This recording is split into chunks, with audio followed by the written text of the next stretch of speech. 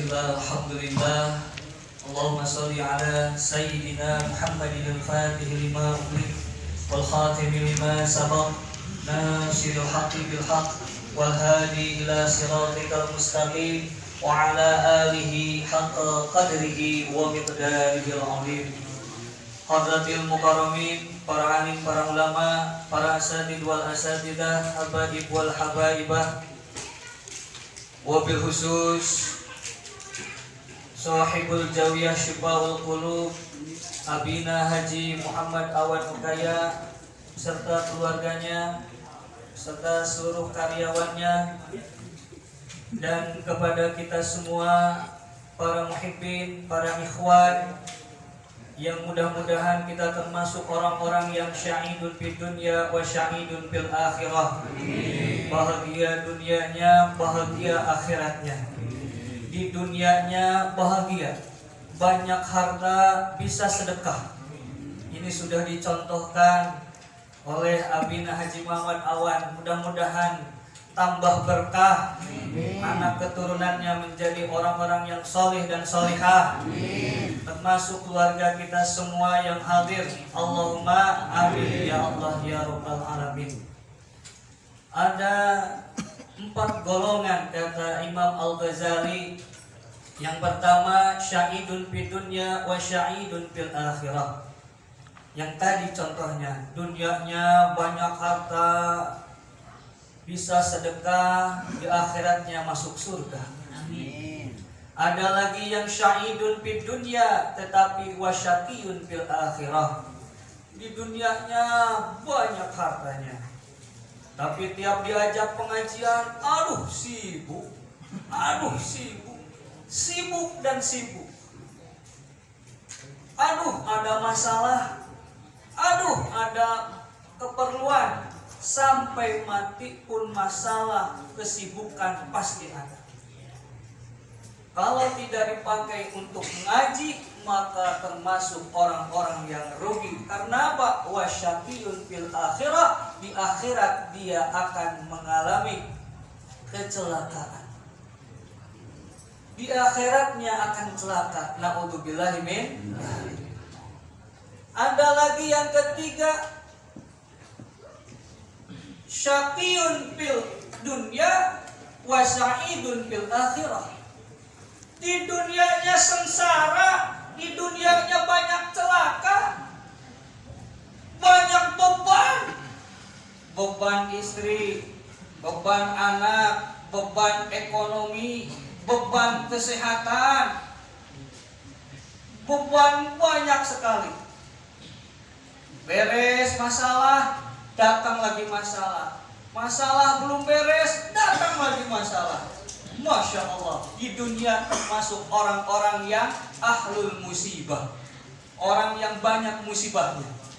Tetapi itu ternyata keindahan dari Allah Subhanahu wa ta'ala, karena nanti di akhirat dia akan mendapatkan syahidun fil akhirah, kebahagiaan surga menantinya. Allahumma asal orang ini sabar dan selalu menjalankan syariat.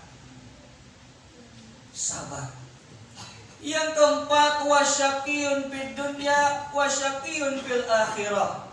Di dunianya juga melarat, sengsara, banyak hutangnya, sampai mati tak terbayar. Di akhirat dapat siksa. Na'udzubillah. Karena apa? Karena setiap akan diajak pengajian, diajak kejawiyah, ada rajaban, ada muludan, gak pernah mau ikut. Kenapa? Alasannya sibuk. Sibuk apa? Nyari uang buat bayar hutang. Sibuk, dikejar-kejar masalah. Na'udzubillah min. Mudah-mudahan kita termasuk orang yang pertama, syahidun fid dunya wa syahidun fil akhirah. Allahumma amin ya Allah ya rabbal alamin. Kita akan melanjutkan kajian kitab Al-Faidhur Rabbani halaman 41, melanjutkan yang kemarin. Allahumma syurna fi zumratil faidit tijani wa amidana bi madadi khatmil awliya'il kitmani. Wa anna Allaha yu'tihim min amali kulli amilin yuqbalu minhu amalu aksara min mi'ati alfi dikbin ma yu'ti sahiba dzalikal amal fadlan minhu.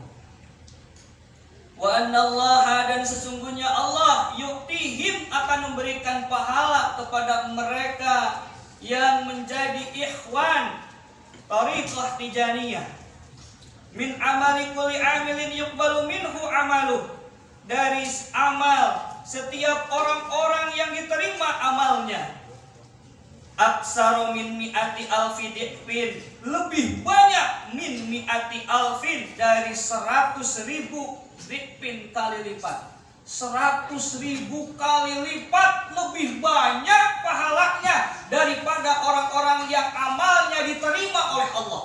Amal diterima oleh Allah, dan bagi pengikut Sidi Syekh Ahmad At-Tijani akan mendapatkan lebih banyak, yaitu 100.000 kali lipat dari orang-orang yang diterima amalnya oleh Allah Subhanahu wa ta'ala. Mayuti sahiba dalikal amal, maka akan diberikan kepada mereka, orang-orang yang berhak mendapatkan amal tersebut, fadlam minhu, sebagai keutamaan dari Allah Subhanahu wa ta'ala. Luar biasa. Apalagi kalau kita beramal pada bulan-bulan yang diharamkan, termasuk bulan Rajab. Rajabu syahrullah, wa Sya'banu syahri, wa Ramadhanu syahru ummati, kata Rasul. Rajab itu bulan Allah, maksudnya adalah terus istighfar kepada Allah, minta ampunan, astagfirullah. Rajab ini bulan ampunan. Barang siapa yang beramal pada bulan Rajab, Allah lipat gandakan amalnya. Barang siapa yang bermaksiat pada bulan Rajab, maka dilipat gandakan pula segala dosa-dosanya. Banyak istighfar. Bulan Rajab ini bulannya istighfar. Maka dalam bulan Rajab ini ada 2 poin. Yang pertama dijajal, yang kedua dijejel. Dijajal maksudnya Nabi Muhammad sallallahu alaihi wasallam dijajal terlebih dahulu. Apa bahasa Indonesia jajal? Dicoba dulu oleh Allah. Dengan apa cobaannya? Yaitu dengan istrinya Siti Khadijatul Kubra radhiyallahu an meninggal dunia. Sedih apa sedih kira-kira itu? Istri meninggal sedih apa senang? Ada yang senang? Yang belakang senyum-senyum, ganti kayaknya. Istri meninggal sedih. Apalagi Siti Khadijah mengorbankan seluruh hartanya sampai habis untuk menyebarkan agama Islam. Sampai punten-punten. Waktu Siti Khadijah mempunyai anak, Siti Aisyah, air susunya sampai keluar darah karena tidak ada yang bisa dimakan. Padahal dulunya saudagar kaya raya, luar biasa. Masya Allah, Siti Khadijah pengorbanannya. Maka ketika meninggal, Rasulullah pasti sedih. Yang kedua, pamannya Abu Thalib juga meninggal pada tahun itu. Orang yang berjasa sangat luar biasa menjaga Rasulullah SAW dari orang-orang kafir Quraisy. Setelah dijajal, baru dijejel, dimasukkan. Rasulullah SAW sebelum diisra dan dimi'rajkan, maka dibelah dulu dadanya, dioperasi Pak. Kita pun bisa sebetulnya operasi dada kita, belah pakai pisau, seperti yang dilakukan oleh malaikat Jibril kepada Rasulullah SAW. Ketika dibelah dadanya, nah dari sini sampai bawah pusar ada kebun sampo itu. Nah, sampai situ dibelah. Diambil hatinya, dicuci 3 kali. Dicuci 3 kali hatinya, bukan karena kotor, bukan. Tetapi Rasulullah dicuci hatinya, terus dimasukkan di jejelan, yaitu yang pertama ilmu. yang kedua hilim, dan yang ketiga adalah hikmah. Ilmu, hilim, hikmah baru bisa melihat Allah. Kalau tiga ilmu ini, tiga unsur ini tidak bisa ada dalam tubuh kita, mustahil kita bisa bertemu dengan Allah. Mustahil kita bisa melihat dengan Allah. Maka bagi kita semua mustahil juga kalau tidak punya murabi, tidak punya muqaddam, tidak punya mursyid untuk punya tiga unsur ini.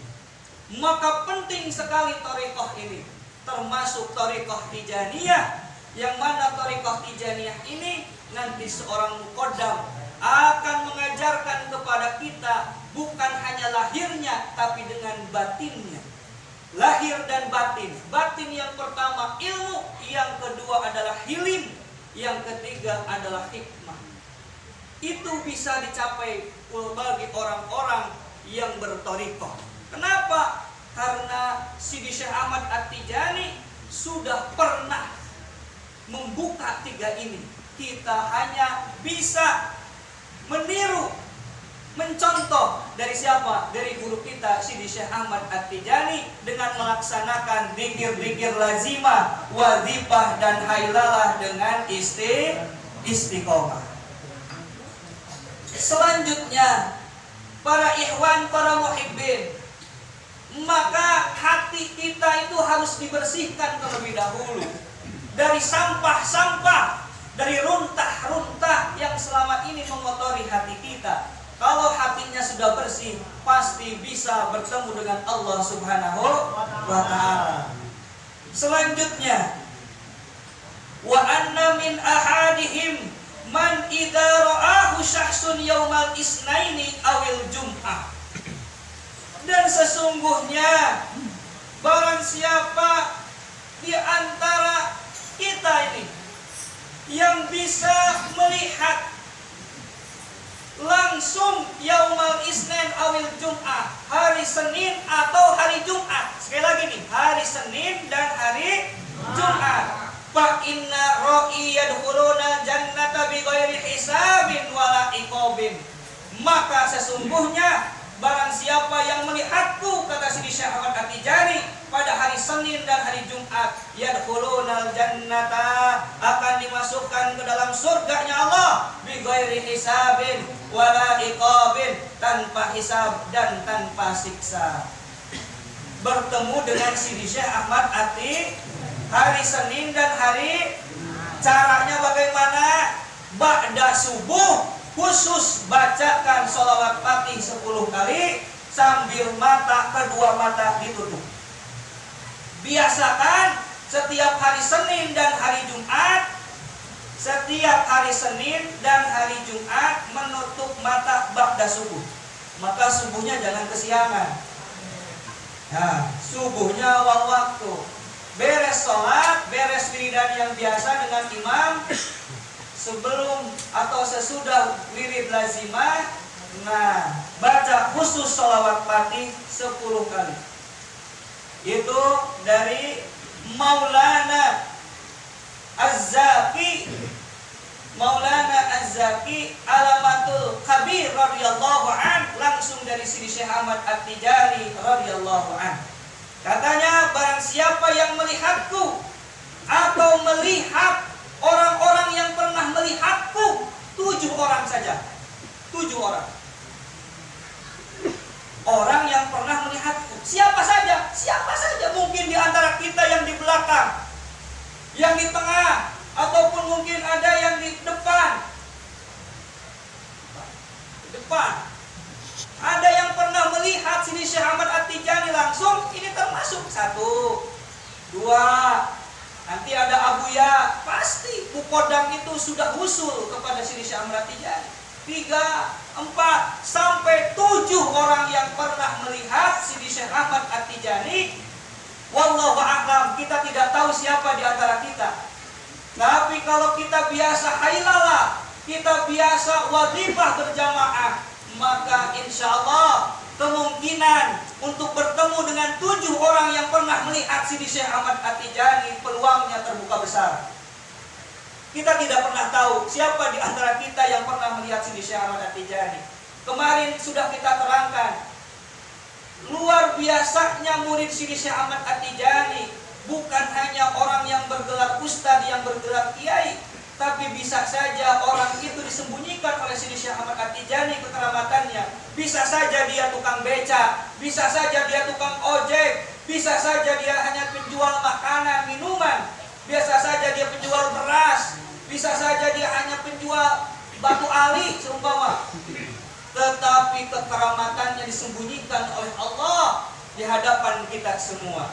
Maka oleh karena itu pentingnya majlis seperti ini, berkumpul bersama. Karena jaminan dari Sidi Syekh Ahmad At-Tijani, barang siapa yang melihatku langsung atau melihat kepada orang yang pernah melihatku 7 orang saja pada hari Senin dan pada hari Jumat, maka akan dimasukkan ke dalam surga bi ghairi hisabin wala iqabin, akan dimasukkan ke dalam surga tanpa hisab dan tanpa siksa. Mudah-mudahan termasuk kita semua yang istiqomah. Allahumma amin ya Allah ya rabbal alamin.